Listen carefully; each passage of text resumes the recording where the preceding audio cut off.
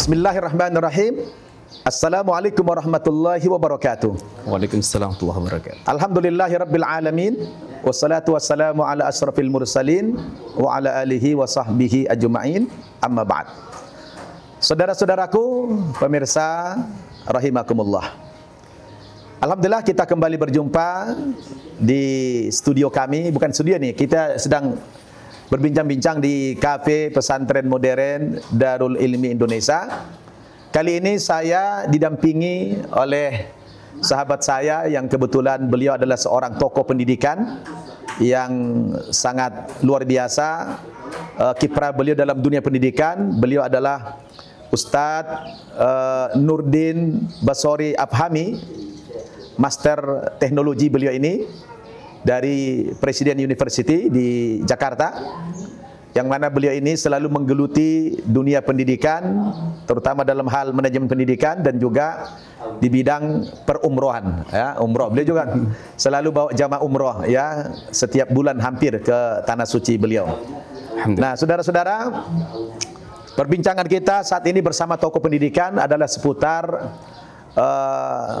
bagaimana tata kelola pesantren supaya para santri itu bisa betah. Karena pengalaman kita di pesantren kadang-kadang yang mula-mula masuk 100 orang misalnya, tiba-tiba setiap bulan ada saja yang mundurkan diri, tidak betah di pesantren. Ini menjadi problem tersendiri kepada pesantren, ya. Oleh karena itu, beliau sebagai pakar pendidikan, kita minta ya arahan-arahan dari beliau, tahu pemikiran beliau bagaimana cara atau kiat-kiat membuat anak itu bisa nyaman, betah di pesantren sehingga dia tidak keluar lagi dari pesantren. Walaupun ada sebagian santri itu semula dia memang tidak pengen masuk pesantren, tapi karena orang tua setengah memaksa, karena tidak ada pilihan bagi orang tua untuk menyekolahkan anak, mengingat sekarang ini tantangan anak, pergaulan bebas, narkoba dan lain sebagainya di luar sana sangat berbahaya sekali. Maka sebagian anak itu ada yang setengah dipaksa orang tuanya masuk ke pesantren. Tapi setelah berjalan sekian bulan di pesantren, lagi-lagi si anak itu tidak betah. Mungkin ada sesuatu yang perlu dibenahi di pesantren, ya. Mungkin ini yang kita tanyakan kepada tokoh pendidikan kita. Falyatafaddal Ustaz Nurdin. Baik, syukran, terima kasih Ustaz Nababan atas waktunya. Para pemirsa semuanya, bismillahirrahmanirrahim. Assalamualaikum warahmatullahi wabarakatuh. Waalaikumsalam warahmatullahi wabarakatuh. Alhamdulillahil maliki dayyan, wassalatu wassalamu ala sayyidi waladi adnan wa ala alihi wa sahbihi wa tabi'ihi ala mari zaman wa ba'd. Alhamdulillah, hari ini sebuah kehormatan saya bisa duduk satu meja dengan Ustaz level internasional, Ustaz Samsul Arifin Nababan. Dan hari ini insyaallah kita lebih tepatnya sharing, Ustaz, ya. Sharing, ya. Kebetulan saya ini juga mantan santri dan juga Allah kasih kesempatan. Sebentar. Antum bilang mantan santri. Dulu mondok di mana, Ustaz? Alhamdulillah, saya terakhir pesantren saya di Pondok Modern Darussalam Gontor. Oh, antum alumni Gontor? Alumni Gontor. Subhanallah. Tapi sebelum itu saya juga nyantri di 2 pesantren lainnya. Pertama di pesantren Al-Hikmah di Sidayu Gresik, lalu di pesantren Al-Furqan di Sidayu juga Gresik, gitu ya. Nah, tapi seiring berjalannya waktu, alhamdulillah ternyata sempat terbesit keinginan untuk kemudian lari dari dunia pendidikan. Tapi mungkin doa leluhur kita, gitu ya, sampai dengan hari ini Allah tetap kasih kesempatan saya untuk bergelut di dunia pendidikan, baik di Indonesia ataupun di negeri jiran, di Malaysia tepatnya. Jadi saya juga mengawal beberapa lembaga pendidikan Islam, Integrated Islamic School Network di Malaysia. Ada juga sekolah namanya Little Caliph School, itu mereka memiliki 425 cabang di Malaysia. Subhanallah. Dan di Indonesia ini minimal 3 pesantren lah, ya, dengan antum di pesantren modern Darul Ilmi Indonesia, di pesantren Asy-Syafi'iyah di Madiun, dan di Gresik ada pesantren budaya, pesantren Al-Ikhlas namanya. Masya Allah. Nah, topik kita hari ini berarti lebih kepada bagaimana menciptakan suasana betah di pesantren supaya anak tidak kabur. Iya. Berarti audiensnya lebih tepatnya pada pelaku-pelaku pendidikan, gitu, Ustaz, ya. Masya Allah. Baik, sebelum kita masuk ke situ, saya ingin berikan motivasi dulu yang seperti yang sering disampaikan Ustaz Nababan. Berbanggalah menjadi seorang guru, ya. Berbahagialah menjadi seorang guru, karena kata Rasulullah, wa innama bu'itsu mu'alliman. Sesungguhnya saya ini diutus sebagai seorang mu'alim, sebagai guru, pendidik, pengajar kebaikan. Masya Allah. Dan kita tahu hadisnya juga yang sering antum sampaikan, innallaha wa malaikatahu wa ahlas samawati wal ard, ya, wan namla fi juhriha wa hatta al-hud la yusalluna ala muallimin nasal khair. Allah bersama para malaikat, seluruh penghuni langit dan bumi, kemudian semut di dalam lubangnya, dan bahkan seluruh penghuni lautan, semuanya akan bersolat kepada para pengajar kebaikan, para pendidik. Maka kepada para asatidzah, para guru, para ustadz, para pejuang Islam, berbanggalah menjadi seorang guru. Nah, fenomena hari ini, ya, tantangan terbesar kita hari ini, pelaku pendidikan, terutama di pesantren, ya, seringkali kita tidak bisa mengerti, faham dengan kebutuhan dari santri. Selalu saja, mau itu bisnis, mau itu juga layanan pendidikan, kita harus paham kebutuhan dari santri, ya kan? Hari ini diakui atau tidak, seringkali pesantren itu atau guru-guru lebih banyak melakukan metode outside in. Outside ini artinya lebih kepada penjejalan. Ya. Padahal yang Rasulullah contohkan itu adalah pola pendidikan inside out. Ya. Benar bahwa setiap anak itu dilahirkan dalam keadaan fitrah. Kullu mauludin yu'aladu 'alal fitrah, gitu ya. Tetapi fitrah itu bukan berarti kertas kosong tanpa gambar, ya. Allah jadikan kita, ya, semenjak hari pertama kelahiran kita itu sudah ada bekal. Tinggal diarahkan kemana, bekal itu mau ditumbuhkan kemana, gitu kan. Maka pola inside out adalah pola penumbuhan, gitu, Ustaz, ya. Nah, ini juga selaras dengan ilmu umum, ada namanya Science of Dermatoglyphics atau Dermatoglyphic Science, ilmu yang mempelajari pola sidik jari. Dan setelah saya kaji juga selaras dengan konsep-konsep Islam, Ustaz. Ternyata pola sidik jari itu dibentuk pada usia 13 minggu di alam kandungan. Subhanallah. 13 minggu itu berarti antara 3 sampai 4 bulan. Ya. Sama ruh ditiupkan juga usia itu, ya kan? Betul.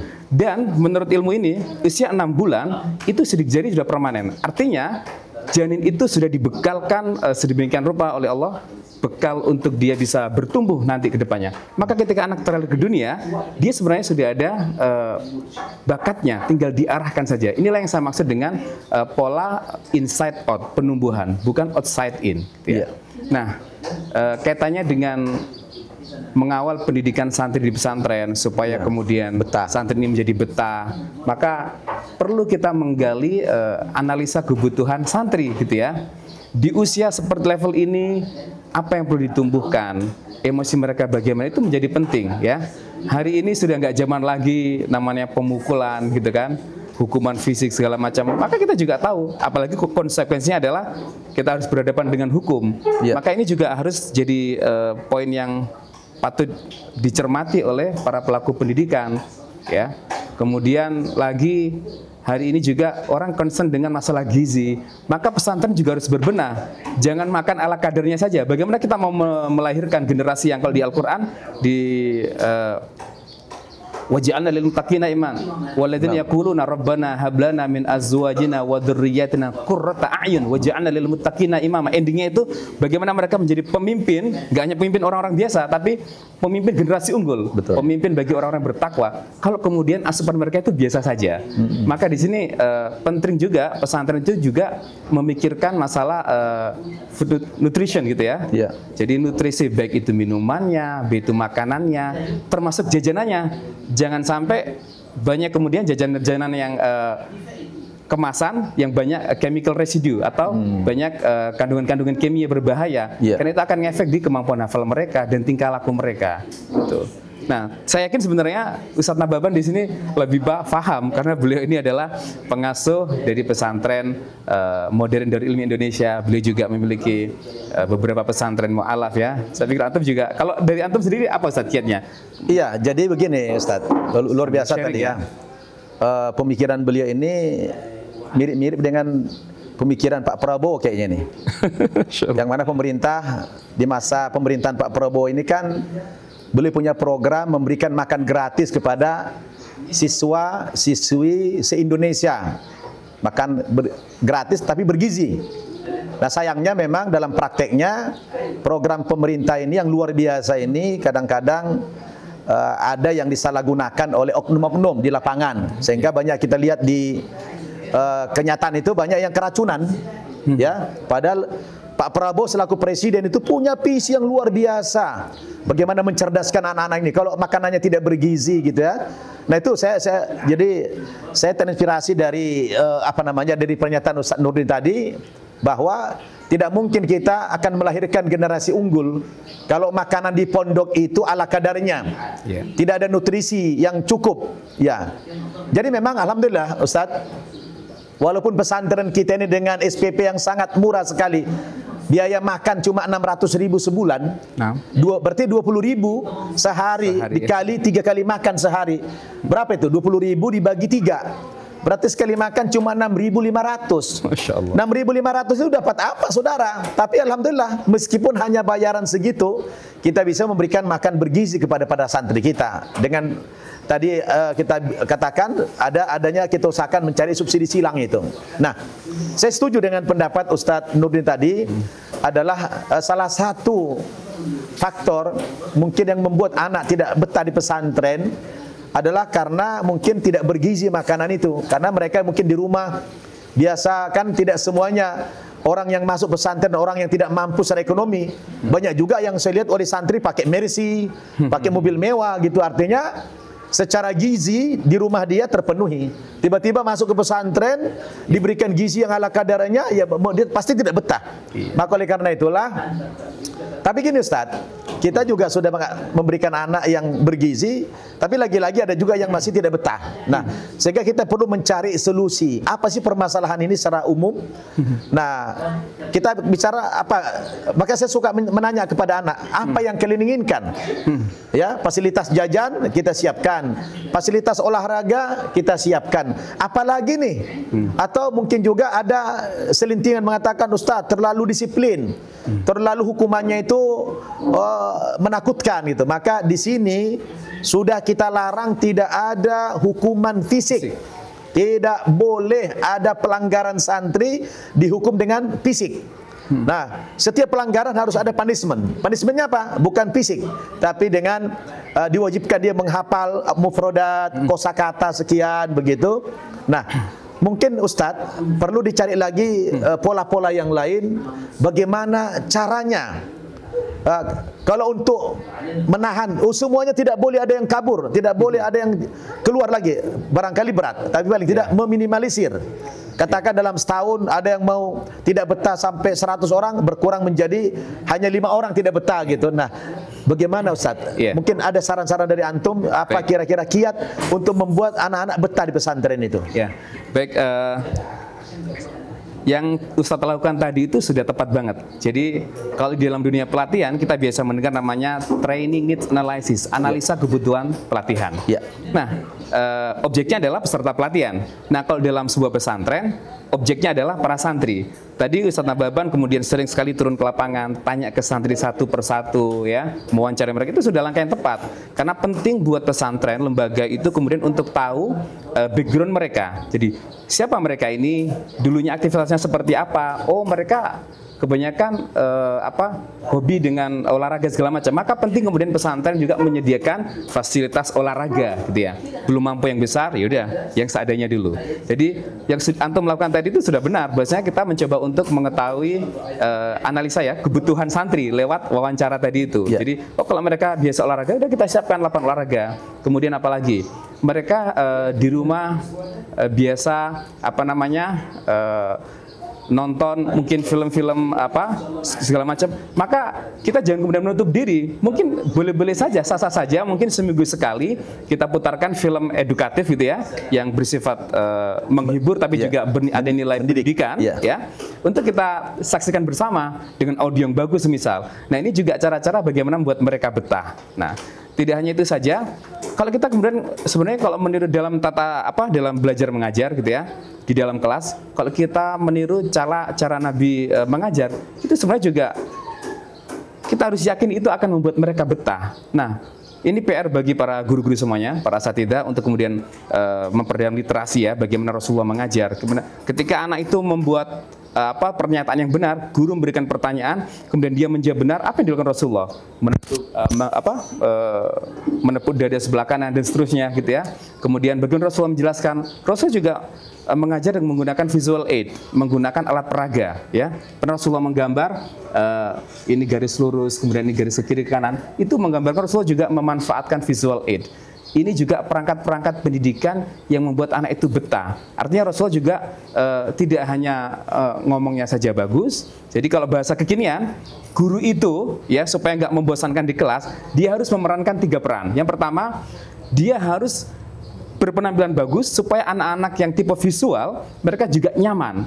Guru juga menggunakan alat peraga yang enak untuk dilihat, memperjelas penjelasan materi gitu ya. Itu akan membantu anak-anak visual. At the same time, guru juga harus mampu berbicara dengan nada yang bagus, nada naik turun, penekanan di mana, ini keadaan pelan, keadaan tinggi.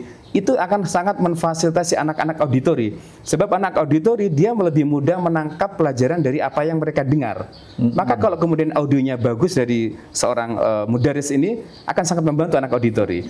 Plus at the same time, guru juga harus memiliki kemampuan motorik, ya. Jadi harus jalan ke sana kemari, kemudian memperagakan, ada demo, itu membantu anak-anak yang kinestetik. Mereka akan terfasilitasi karena ada unsur gerakan tubuh. Nah ini banyak hal yang kemudian harus diambil perannya oleh pengajar di pesantren supaya santri itu betah ya. Karena hari ini sampai hari ini pendidikan terbaik adalah pesantren. Betul, ya. betul. 24 jam diperhatikan, dimonitor betul-betul dan arahnya jelas. Arahnya sangat jelas sekali. Luar biasa, Masya Allah. Tidak asing lagi, memang betul-betul beliau seorang tokoh pendidikan ya. Analisanya luar biasa tajam dan sangat membantu para pendidik di pesantren-pesantren untuk menerapkan apa yang disampaikan tadi. Nah, di antaranya ada yang menarik di antum sampaikan tadi Ustaz Nurdin, bahwasanya salah satu faktor yang membuat anak itu betah, kita tidak boleh menutup diri. Kebiasaan mereka misalnya di rumah ketika liburan suka menonton, ya.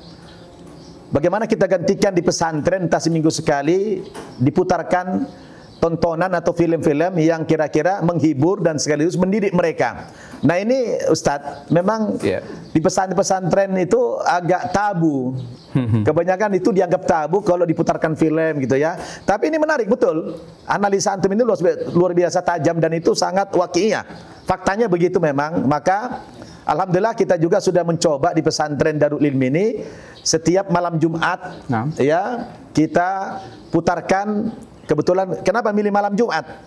Karena hari Jumatnya libur. Oh iya. Nah, jadi kita putar mereka film-film yang menghibur, terutama film-film yang yang bernuansa ya Islami lah. Islami. Apakah itu adalah perang atau apakah hiburan, apa saja kita putarkan kepada mereka sehingga membuat mereka happy betul di pesantren itu seminggu sekali.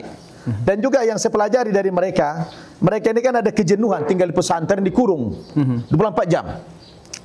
Sementara dunia luar mereka tidak tahu, tidak pernah melihat, tidak ada TV.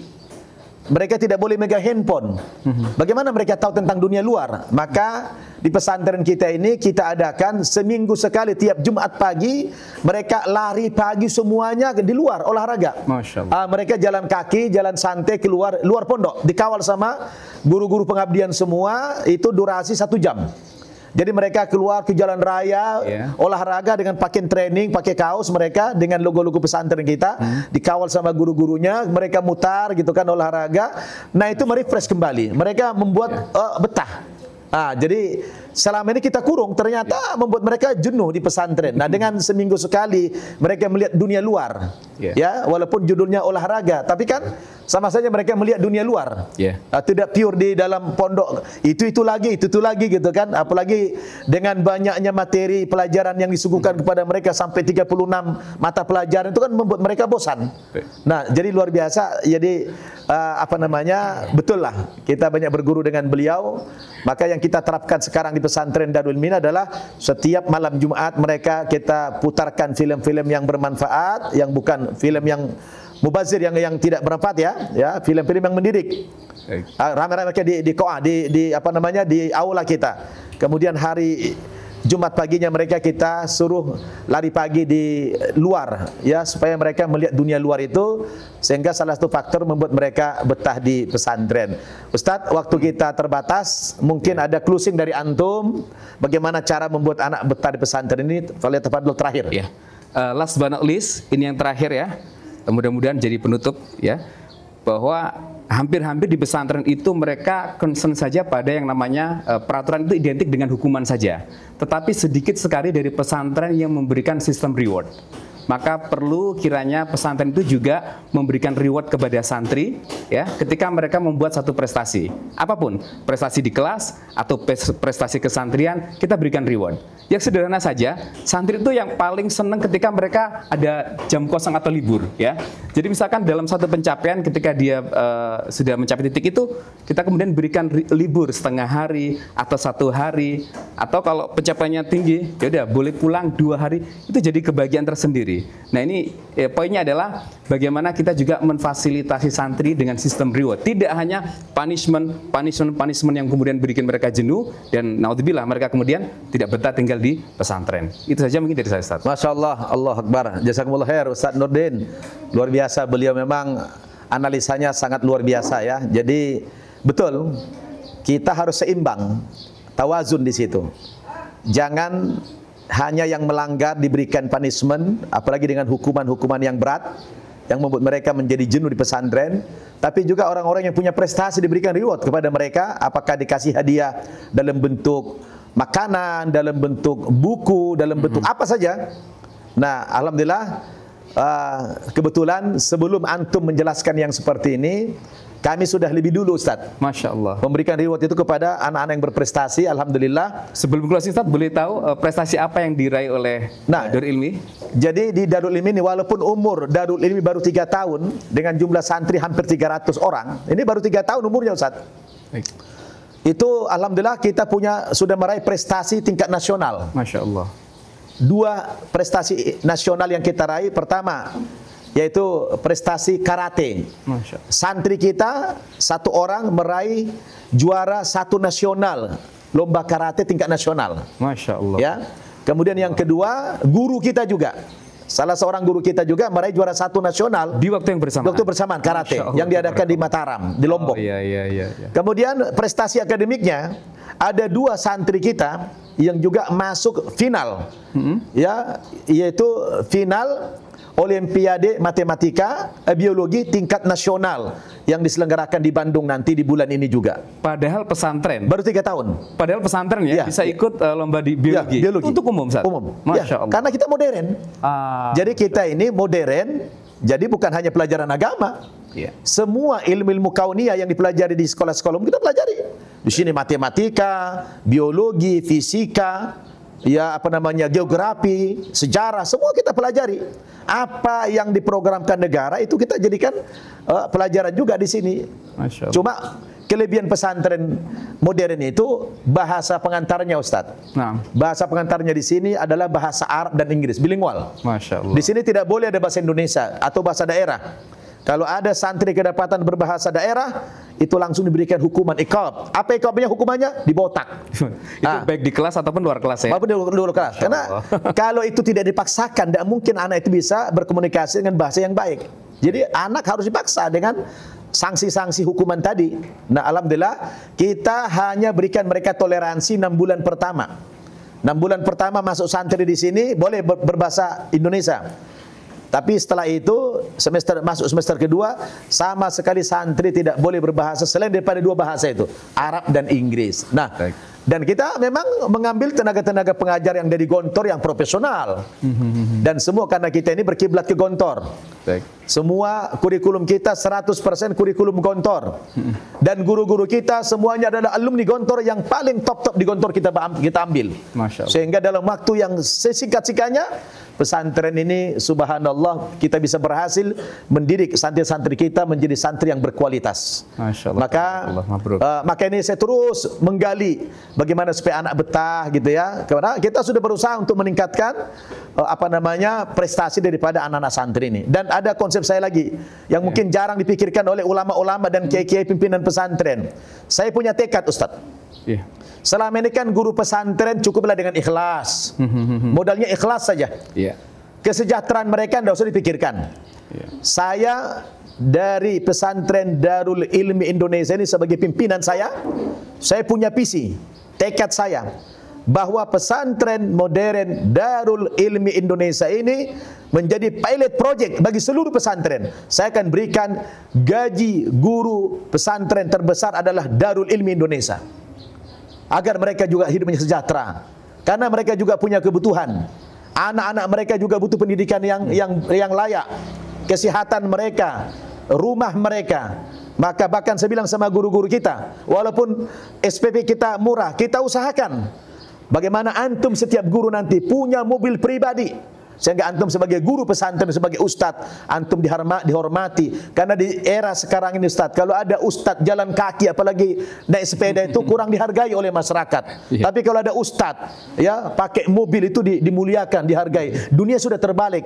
Kalau zaman dulu tahun-tahun 80-an katakan, kalau ada ustadz pakai mobil malah dicurigai. Ini ustadz pemerintah ini katanya kan. Tapi sekarang terbalik. Sekarang ustadz kalau naik angkot itu malah dilecehkan, dianggap sepele. Jadi sekarang ini saya pelajari ustadz, salah satu faktor yang membuat ustadz itu ikhlas juga apabila kebutuhan sehari-harinya yang bersifat ekonomi itu adalah terpenuhi. Maka itulah tekad saya ustadz. Jadi bukan hanya memikirkan santri betah, tapi bagaimana juga ustadz betah. Jadi jangan kita fokus santri, bagaimana santri betah tanpa kita pikirkan bagaimana ustadznya betah. Kan gitu.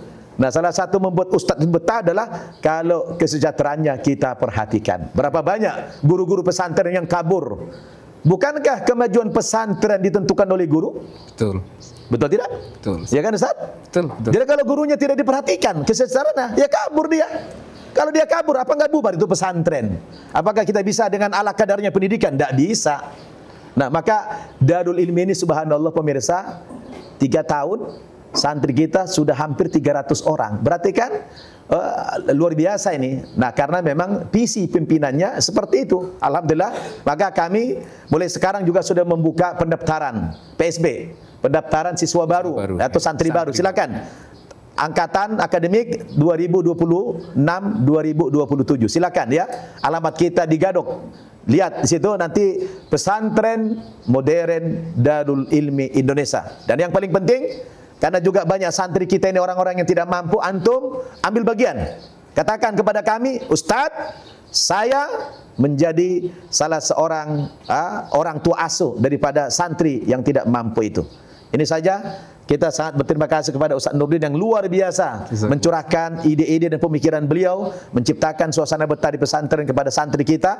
Dan saya juga menambahkan bagaimana menciptakan kebetahan bagi para guru-guru ustadz di pesantren kita. Semoga bincang-bincang singkat bersama pakar dan tokoh pendidikan kita Ustaz Nurdin Basori Fahmi ini mudah-mudahan ini bermanfaat kepada kita semuanya. Al-Fakir Ustaz Nababan undur diri. Wassalamualaikum warahmatullahi wabarakatuh.